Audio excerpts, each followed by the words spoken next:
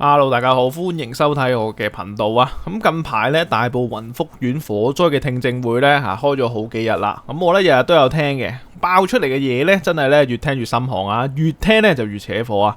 今日咧就有證人作供咧，阿冼婆婆啊話呢個黃碧嬌咧涉及包攬訴訟啊。咁啊，雲福苑啊聽證會咧前4日咧就講咗啦，包括棚網造假啦、消防系統關閉咗半年啦、巡查前預先通水啦、發保膠封窗啦、後樓梯用木板做山口啦，仲有招標圍標舞弊啊、居民咧投訴嘅石沉大海等等啦，每一單咧都聽到咧極度火滾啦。點知今日咧聽證會咧第5日咧，點知今日聽證會咧嚟到第5日啦，爆咗一單咁樣嘅嘢出嚟啦，就係頭先講嘅包攬訴訟啊！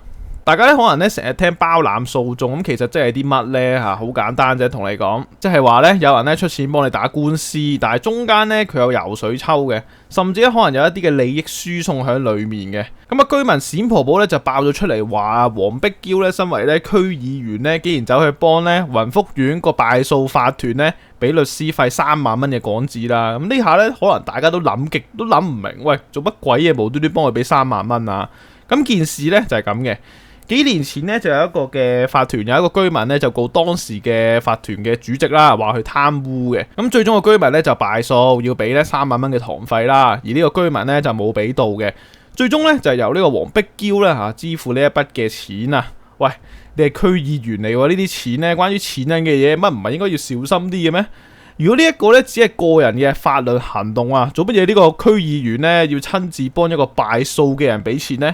咁所以婆婆咧就懷疑咧黃碧嬌之所以肯俾錢咧，就係因為覺得呢一個居民咧本來咧就疑似係佢嘅人啊，透過呢一個資助嘅法律行動咧打擊當時嘅法團主席，就算咧輸咗官司啊，只要咧幫佢俾錢，佢未來咧就可以咧繼續發揮佢嘅影響力，玩小圈子法團啊。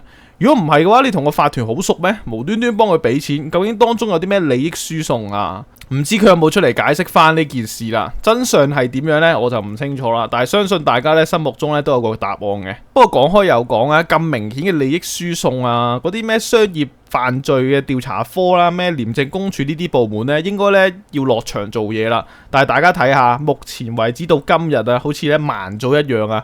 個主犯咧就繼續咧逍遙法外啊，拉咧就淨係拉埋啲細嘅走去問嗰啲咩顧問啊，或者揾1-2個法團嘅前任委員出嚟交差就算數。真正幕後嗰啲大案啊，話一條咧都唔敢喐啊！你話咧火唔火滾，離唔離譜？而嗰班咧俾人話係咧忠誠廢物嘅立法會啊，每個月咧都拎住咧10幾20萬嘅津貼啊，加人工咧加到咧冇朋友咁滯啦。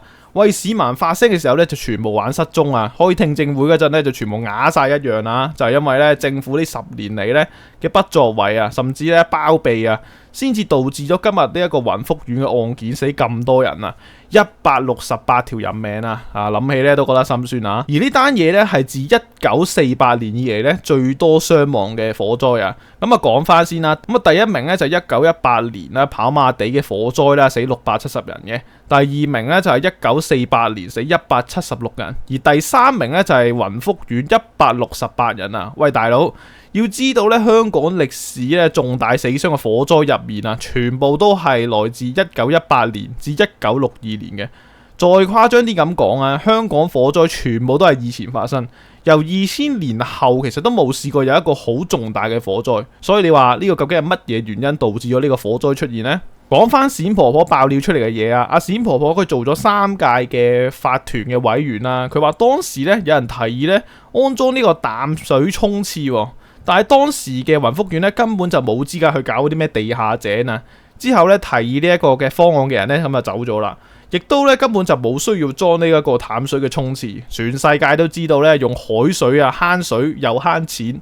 佢哋咧偏偏咧硬係要搞埋呢啲嘢，本末倒置啊！又話要整條淡水喉出嚟，咁點解一定要淨係雲福苑搞條淡水喉呢？咁大家呢度啦可以諗下啦，係咪有咧又想整個工程出嚟掠水呢？想俾自己有賺錢啊！仲有人話咧要將8座嘅大廈咧拆開做8個法團咧拆散晒佢啊！無端端點解要咁做呢？因為咧呢個工程額變細咗啊，就唔使咧向呢個政府申報啊。咁圍標啊、公司啊嗰啲黑社會咧，加埋嗰啲冇良心嘅專業人士咧，就可以入去分豬肉啊，偷工減料咧都冇人知道啊，裏面自己話晒事，幾好世界啊！依家香港呢個情況咧，真係咧要用恐怖兩隻字嚟去形容啊！你根本咧就唔會想象得到啊，2025年嘅防火措施咧，可以完全形同虛設一樣啊！然後到今時今日啊，政府做嘢咧都仲係咧慢條斯理啊！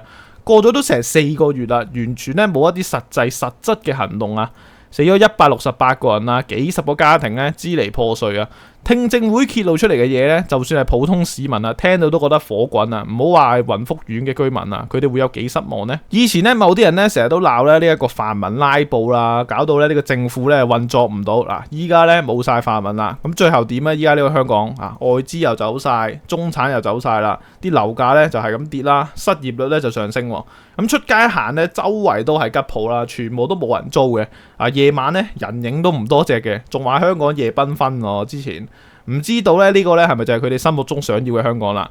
唔知各位觀眾又會點樣形容依家呢個香港呢？喺下面咧留言大家傾下啦。中意呢條片嘅話，記得撳個 like，未訂閱咧撳埋個訂閱掣，咁啊感謝各位支持，再見。